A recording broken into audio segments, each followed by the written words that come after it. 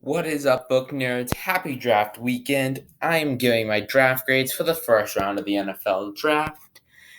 Hopefully, these do not age like milk. Let's hop into this. First overall pick, Caleb Williams to the Chicago Bears. I rate this an A. Chicago needs a quarterback. Everybody knew they were picking Caleb Williams. So, I don't think he was the best player in this draft, but he was definitely the best player at quarterback. So I'll give it an A. Next pick, number 2, Jayden Daniels to the Commanders. Another very predictable pick. I'm not very high on Jayden Daniels. He is the reigning Heisman winner, and he had a really good season last year. But I don't have the most faith in him. He does have that physicality, which I do like. I don't know how he's going to fare in Washington's offense. I mean, now they have Cliff Kingsbury. I'm not really familiar with his work as a coordinator. Throughout my entire time watching football, he has been a head coach. So I'm basically going to see how that goes. Hope for the best, but he wasn't my favorite. He was my second favorite quarterback prospect. But here he is, number 3 overall, Drake May. He was my second favorite quarterback prospect of this draft. I feel like it was a great pick by the Patriots. They need a quarterback. They need to move on from Mac Jones. I had them for the majority of this draft picking Marvin Harrison Jr., but they do need a quarterback more. Hopefully they're able to build around him. And this is a new era in New England, so let's see how that fares. Next pick, this is my first A+. I feel like this was an amazing pick by the Cardinals. Marvin Harrison Jr., in my opinion, is the most talented prospect in this entire draft, but he is not a quarterback, so he falls to 4. I know a lot of people wanted to trade with Arizona, probably to get Drake May or Michael Penix Jr., but they keep the pick and they draft the best wide receiver in, I want to say, the last decade of prospects, I would say. Next over, Joe Alt. This one was a surprise for me, but I do like the pick. The Chargers need to make sure that they don't lose another season of Justin Herbert's prime. I know that they desperately need a wide receiver, but their O-line also needed help. So I feel like this is a great pick. This is going to help them succeed immediately. This is going to help them right now. And hopefully they're able to get a good wide receiver in round 2, because that receiving room is just Quentin Johnston. I don't even know who. After that, we have my Giants picking Malik Nabers. Part of me wanted us to pick a quarterback, even if quarterback is J.J. McCarthy. Part of me just wants us to get over this Daniel Jones rollercoaster ride just to be over already. But we'll deal with that next draft. But we do need a wide receiver. Malik Nabers is a great wide receiver. He was one of my favorites going into this draft. So I feel like this is a good pickup, and hopefully he's able to go off. Hopefully he's the next Puka Nacua. Next, J.C. Latham going to the Titans. Everybody knew Titans were picking an O-lineman. I had them picking Joe Alt for the majority of my mock drafts, but he's off the board, so they picked J.C. Latham. Great pickup, and hopefully he's able to help Will Levis. Next, my first F, Michael Penix Jr. to the Falcons. I have no clue what the Falcons are thinking. They need help on the defensive. They need help on that defensive line. They need help on that defense in general. They could have picked any defensive player they could have dreamed of. They were all on the board, and they still go with the quarterback. This pick makes no sense. They just signed Kirk Cousins to a 4-year deal. They paid him the big bucks, and now they go and get Michael Penix Jr., who's 27. So probably by the time he hits the field, he's about to be 30. He's already getting up there in age. For context, Drake May is 21. Most likely by the time Michael Penix plays his first snap as a starter, Drake May would have played his 9th. That's just crazy to me. This pick doesn't really make much sense. I mean, if you want to get a quarterback, you shouldn't even want to. You have Kirk Cousins. I mean, you don't have the tampering thing, but Michael Penix Jr. I don't think is the pick here. I don't think you pick a quarterback in this draft if you want to trade up next year. get someone like Shador Sanders, or I'm not too familiar with the next year's draft. That's really the only guy I knew because of how much media press Colorado's getting. Well, I know Quinn Ewers. Yeah, I mean, see how Kirk Cousins pans out first. Yeah. Next pick, A plus. Rome Odunze goes to the Bears. Rome Odunze, great wide receiver. Really loved this pick. This really helps Caleb Williams' development. Chicago now has probably a top 5 wide receiver room. So you have Rome Odunze, you have Keenan Allen, you have DJ Moore. Now Chicago has an actual offense, and they can actually try to compete in the NFC North. Next pickup, we have the Vikings trading up one spot to get JJ McCarthy. He's a big unknown in this draft because he was so successful in Michigan. We don't know what he could do on his own, but he is going into a great offense. It's definitely going to test how good of a throwing arm he has, since Michigan had one of the biggest run offenses. He didn't really have to throw the ball much, but now he's going to have to be tested. I mean, at least Minnesota only had to trade up one spot. Most of my mock drafts, they had to trade up to 4 or 5. So, good value. I feel like he does definitely hurt the quarterback room for all the other quarterbacks because, as we'll see, he, I think, is the reason why Bo Nix got picked so high. And I'll go into more of that when we get to him.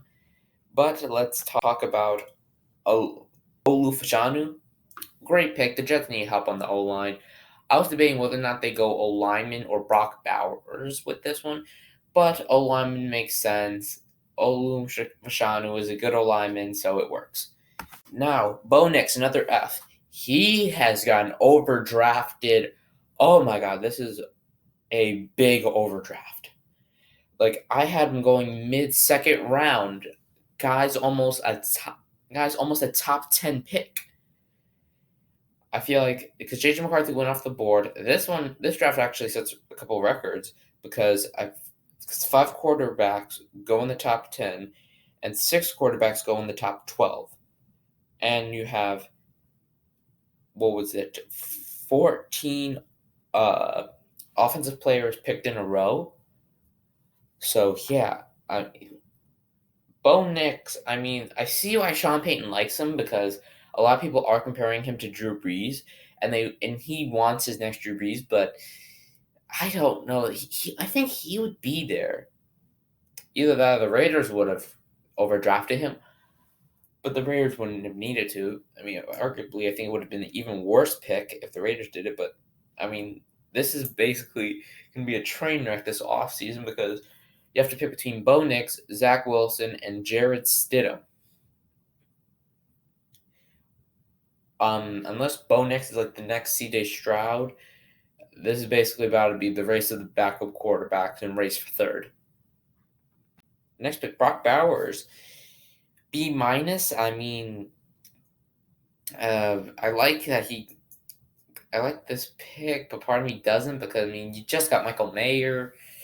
I mean, you weren't the team who really needed him, but he's a good player in this offense. He's very talented. I mean, I think he is a top 10 talent-wise, but he's a tight end, a devaluing position in a quarterback deep draft. So he falls to 13, and Raiders pick him up. I mean, maybe he helps the offense, but this is kind of like the Bijan pick because, I mean, they already have a guy, but this could work out because I am higher on Brock Bowers than I was on Bijan, even though Bijan was good, but we didn't know that going into last year.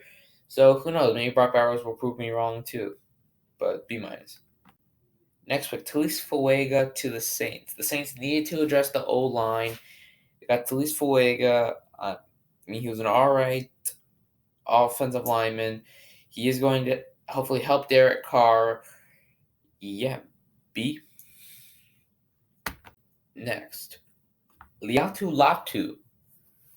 I've heard conflicting things because I don't really watch as much college football. When I do, I usually watch SEC, so I don't really know much about him. Some people say he's one of the least polished. Others are saying he's one of the most polished. So I'm going to give him a B. I feel like he's going to do really well in this Indianapolis defense, but I don't know if he's the best defensive player that they could have picked, so I'm going to give him the B. And speaking of a defensive player, we got Byron Murphy to the Seahawks. The Seahawks needed help on the defensive line, and I feel like he's going to definitely be a big help for them. He is a great pickup, great value, second defensive player off the board. This is going to be hopefully they're able to reinvent the Legion of Boom. Next, Dallas Turner going to the Vikings. This is another trade up. Almost every mock draft I ever did, I had him going to Atlanta, but this still works. They need their replacement for Danielle Hunter, and hopefully he's able to pan out and be that guy for Minnesota's defense that has been a notorious weak spot. One of the main things that have driven them down throughout the last decade, I would say. Their offense has always been on point, but the defense has always been a weak spot. So hopefully this is going to be a building block to a new Minnesota defense. Next pick, we have Amarius Mims going to the Bengals. I rated this an A+. Amazing pickup. Bengals needed help on that O-line. They need to keep Joe Burrow healthy. Joe Burrow's in his prime. He's one of the few people who could take down Patrick Mahomes. And this may be one of the reasons why the Bengals win a Super Bowl in the next 5 years. Yeah, and fun fact about this pick, when I was watching the draft, I went on PFF because I wanted to do basically last half mock draft during one of the commercial breaks, and they actually leaked this pick like 2 minutes before the draft announced it. So that's a fun fact. Next, Jared Verse going to the Rams. Jared Verse's functionality, the replacement to Aaron Donald. They needed to replace Aaron Donald. This is a great guy to do it. So yeah, B. I didn't really watch much in college, but from the analytics I've seen, I think B is a good grade for him. Next, Troy Fautanu going to the Pittsburgh Steelers. This is an A for me. As you know, the Steelers are my second favorite team in the NFL. We needed to get something on the O-line, and Troy Fautanu was one of my favorite O-linemen going into this draft, so I think this is great pick, great value, A. Next, Chop Robinson. Dolphins needed something on defensive line. Chop Robinson is a good guy to do it, so I'll give him a B. Next, Adonai Mitchell going to the Eagles, A+. Amazing pick. The Steelers needed help in that cornerback room, and Quentin Mitchell is a great guy to do it. He is my favorite cornerback in this draft. He has the size, he has the strength, he has the speed. He is amazing. He's going to help that Philadelphia secondary a lot. Next pick.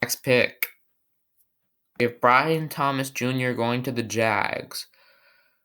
I think this is not the best use of the Jags' first pick in the draft. I mean, they need help in the cornerback room. And there's so many quarterbacks available. They could have gotten Nate Wiggins. They could have got Cooper DeJean. They could have had a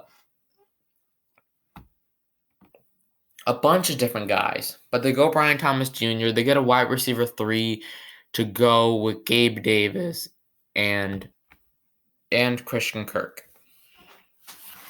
I mean, I know Brian Thomas is going to go in the first round, but I don't know if Jacksonville is the best place for him. I mean, Jacksonville had other needs for this pick, so I give it a B+. But he is a good player. This is good value, but next, Terrion Arnold going to the Lions.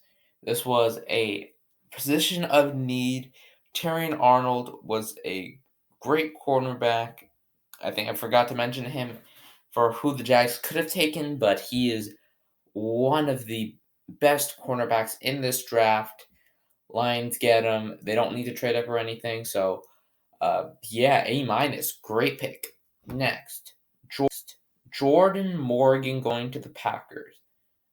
Jordan Morgan is not one of my favorite O linemen from this draft. There are a couple O linemen I think they could have taken, but we'll go into that a little later. The Packers need an O lineman to replace that David Bakhtiari, but Jordan Morgan wasn't my favorite guy to do it, so I'll give it a C plus. Next pick, Graham Barton going to the Bucks. A. I mean, he was a great O lineman. The Bucks need a little help on that O line, so A. Next, Darius Robinson going to the Cardinals. Arizona needed help on that on the defense, but Robinson. I mean, I haven't really heard much about this guy from like my sources, but yeah, I mean, this is a position of need. Cardinals. I believe this is from one of the trades that they did. I mean, it didn't really see much from Robinson in Miz. Probably not one of the main colleges I studied, so I don't really know that much about him. But from what my reporters are saying about him, they give this pick about a C. Next pick, Xavier Worthy to the Chiefs. I have this being a C plus. I don't think they needed to trade up to get a wide receiver. Xavier Worthy is like a wide receiver, but I do not think the Chiefs needed to trade up. I mean, from the pick they were at, they could have still picked someone like Adonai Mitchell or Ladd McConkey, and they don't need to give up anything to get him. So, yeah, I mean, this is just them sacrificing capital they didn't need to. And wide receiver, I mean, it is a need, but it wasn't that pressing of it because they already have Rashee Rice and they already have Marquise Hollywood Brown. But, I mean, Rashee Rice is going to be out for a while for that, was it the hit and run, I think? I haven't seen how long the suspension is, so I guess he will fill in for him. And Hollywood Brown's on a prove-it deal, so hopefully they're able to build out the wide receiver room for the future. Or I know a lot of you are hoping that they don't, because I know almost everybody is sick of that Kansas City dynasty. Next, Tyler Guyton to the Cowboys. An offensive tackle in a draft with a lot of them. I mean, they need to make sure to keep Dak healthy. I mean, yeah, I mean, this is a player in which I don't know if he'll have the best rookie season, but I feel like he is going to develop. But I don't know if he'll be able to help Dallas as much in the immediate future, since I feel like Dallas' Super Bowl window will be closing soon.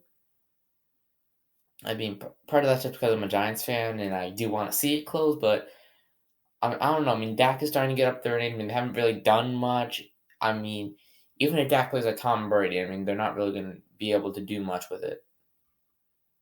But C plus. Nate Wiggins. I mean, this is one of the quarterbacks that a lot of people saying he's like a project. Ravens.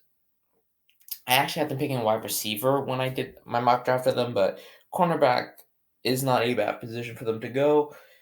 I don't think Nate Wiggins was the best guy to do it, but hey, he wasn't the worst, so I'll give him a B minus. Next, Ricky Parasol going to the Niners. This is a D. Who had Ricky Parasol going in the first round? I'll wait. Because this guy would have been there in the second round. Scratch, I think this guy could have been there in the third round if they wanted to. I mean, think about it. This guy went, and people like Ladd McConkey and Adonai Mitchell are still on the board. The Niners, I mean, I know they need someone. I know that they may be trying to trade Brandon Ayuk or Deebo Samuel soon, because because I mean this is when the Capitals going to start kicking their ass. But I mean I don't know if Ricky Parasol was the guy to do it. I mean, who thought Ricky Parasol was a first round caliber pick or first round quality pick? And then we have uh, Xavier Legit to the Panthers. The Panthers get a first round pick. Buffalo trades back for the second time. I mean, this is a great move by Buffalo because the Panthers take a guy who would have been there in the second round. I mean, they did not need to trade up. He would have been there at 33. I don't think Buffalo was this high on the guy. But yeah, I mean, Buffalo probably is going to pick someone like Lad McConkey or Adonai Mitchell. They're still going to get their wide receiver, and they get more out of it. So Buffalo first round is looking pretty good if they don't screw up their second round pick. But for Carolina, another guy I did not really know much about. I don't know if he was the best guy to pick. So I'll give him a C.